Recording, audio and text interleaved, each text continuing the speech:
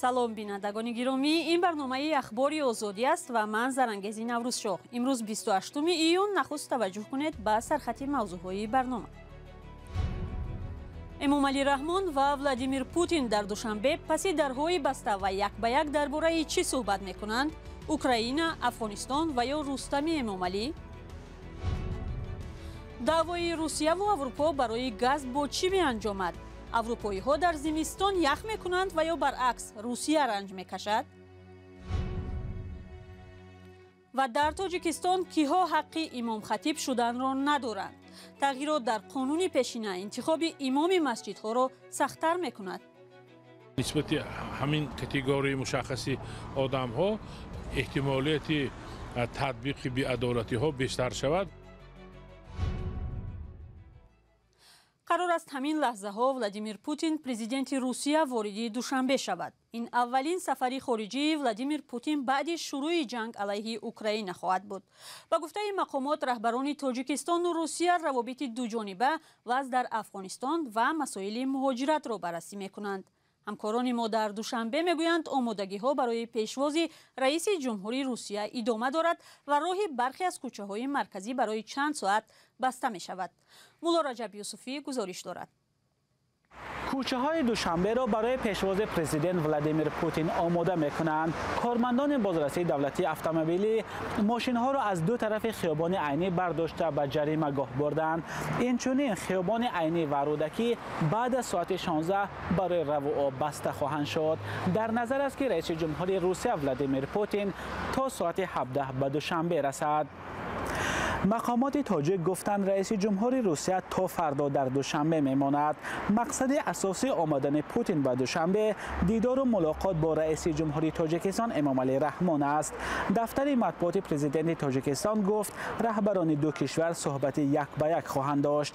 سخنگوی پرزیدنت تاجیکستان گفت همکاری‌های دو جانبه، رشد مناسبت‌های اقتصادی و فرهنگی، وضع منطقه و جهان و مخصوصاً افغانستان از موضوعهای اساسی صحبت ولادیمیر پوتین و امامعلی رحمان خواهند بود. به گفته یوری اوشاکوف یاردمچی پرزیدنت روسیه، رهبران دو کشور همچنین همکاری‌ها در بخش‌های نظامی، فرهنگی و مهاجرت را بررسی می‌کنند.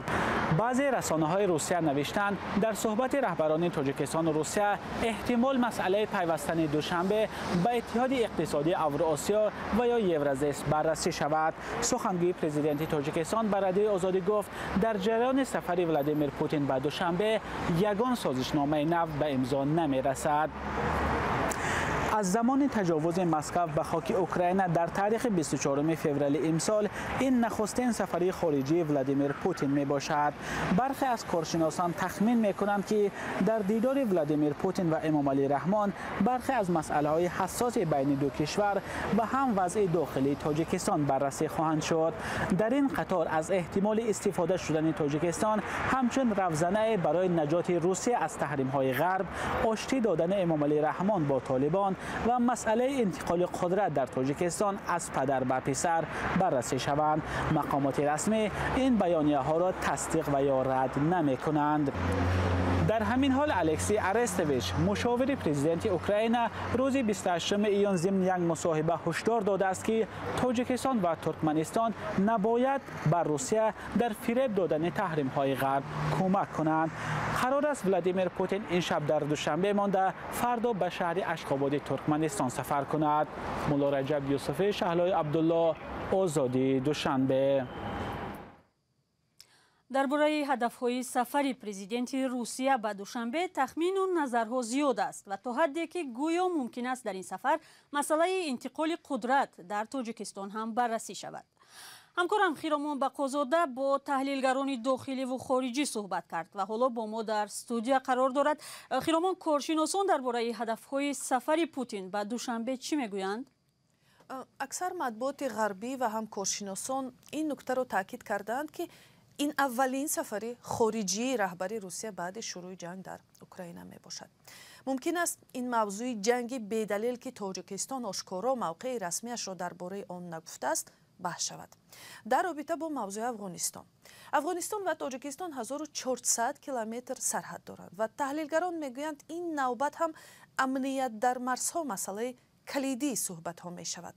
از زمان بازگشت طالبان به قدرت که تاجیکستان مثل دیگر کشورها آن را اعتراف نکرده است، تخمینا 1 سال پر می شود روسیه با طالبان رابطه برقرار کرده است و موقع دوشنبه که این گروه را قبول ندارد برای کرملین چندان مناسب نیست.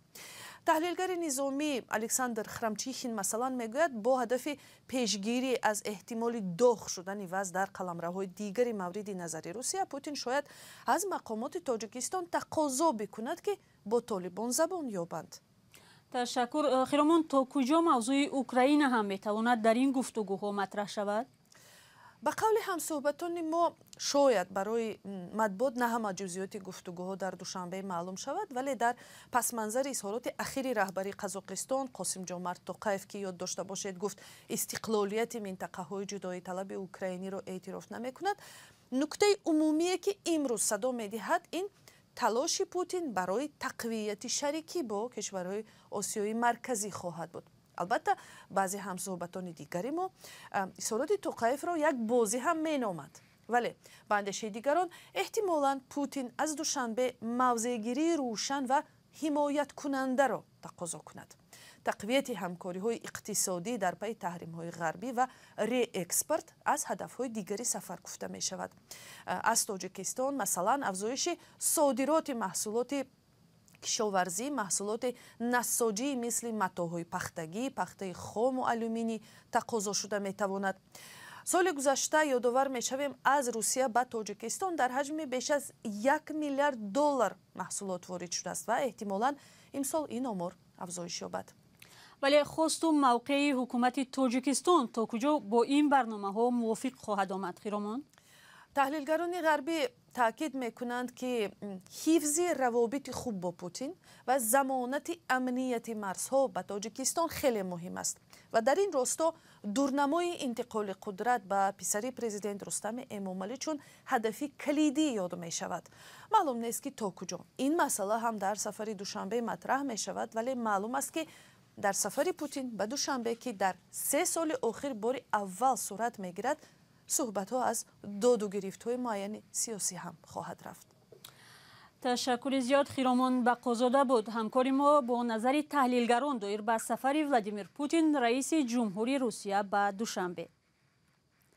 برنامه را با موضوعهای دیگر ادامه می‌دهیم. بر اساس تغییرات به قانون درباره آزادی وجدان و اتحادیه‌های دینی که هفته گذشته قبول شده است، انتخاب مؤسس و خادمان اتحادیه‌های دینی یا امام مسجدها در تاجیکستان را سخت‌تر می‌کنند. همین طور آنهایی که جنایت‌های وزنین و مخصوصاً وزنین صادر می‌کنند حق ندارند که صدها و هزاران نفر از پسشان نماز گذارند.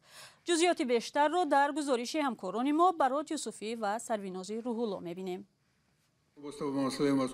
پارلمانی تاجیکستان با علاوه تغییرات با قانون درباره آزادی وجدان و اتحادیه‌های دینی معین کرد که کیها نمی‌توانند رسما خادم دین و مؤسس اتحادیه‌های دینی باشند.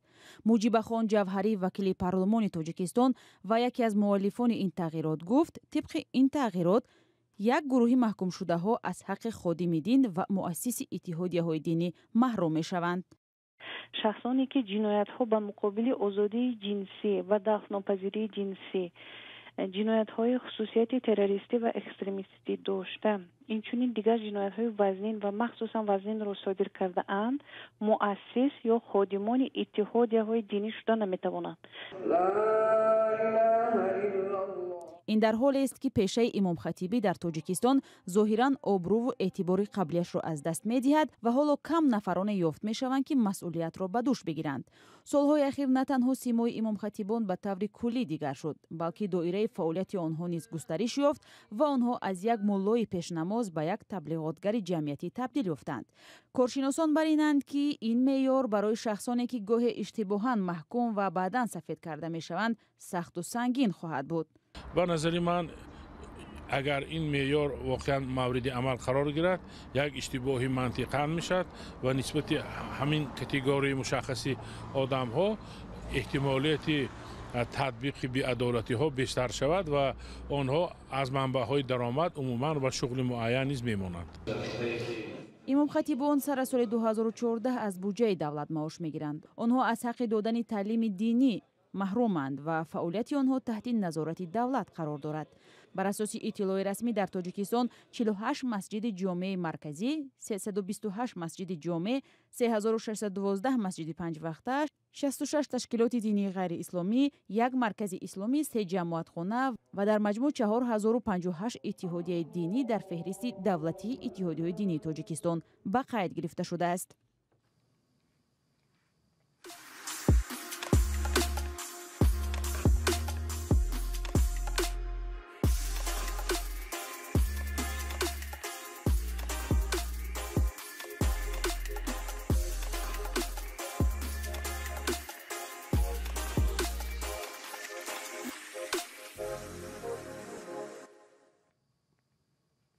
شما برنامه اخباری آزادی را تماشا دارید. آژانسی بین المللی انرژی هشدار داده است که روسیه می تواند انتقال گاز به اروپا را کاملا قطع کند.